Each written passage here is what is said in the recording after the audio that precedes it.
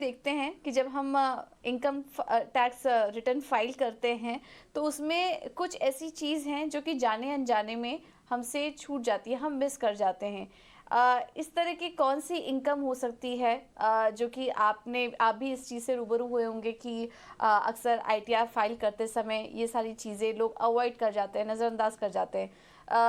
तो ऐसे कोई पॉइंट्स हमें बताइए जो कि अब तक दर्शकों को नहीं पता होंगे और इनको भी ध्यान में रखना ज़रूरी है आईटीआर भरते समय।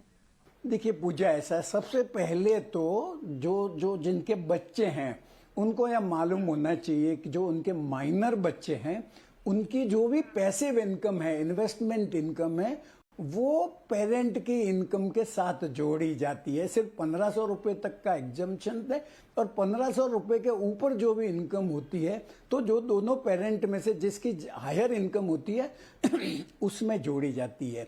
दूसरी जो अक्सर भूल होती है, जैसे टैक्स पेयर अपना बैंक का स्टेटमेंट वगैरह लेके उसमें जो ट्रांजैक्शन दिखेंगे वो रिफ्लेक्ट कर देंगे अपना, पर कई बार ऐसा होता है जैसे कई लोग अपना म्यूचुअल फंड में इन्वेस्टमेंट करने के लिए एक बार को एक स्कीम में पैसा डाल देते हैं और उसमें से सिस्टमेटिक ट्रांसफर प्लान के जरिए अपनी टारगेट स्कीम में इन्वेस्ट करते हैं।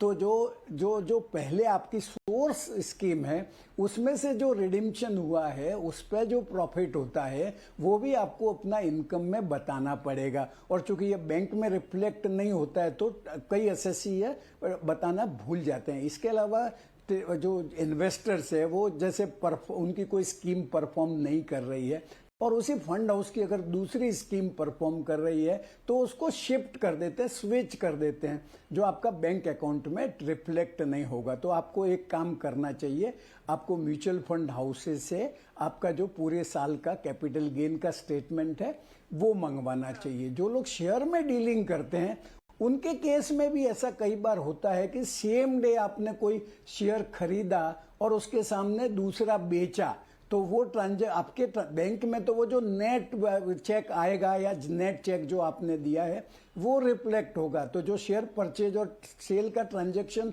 आपका रिफ्लेक्ट नहीं होगा तो वो भी आपको देखना पड़ेगा और वो आपको बताना चाहिए। इसके अलावा अगर आप रेसिडेंट है तो आपका फॉरेन में जो भी इन्वेस्टमेंट है या फॉरेन में बैंक अकाउंट है या कोई साइनिंग अथॉरिटी है वो बताना भूल जाते हैं, वो बताना बहुत जरूरी है।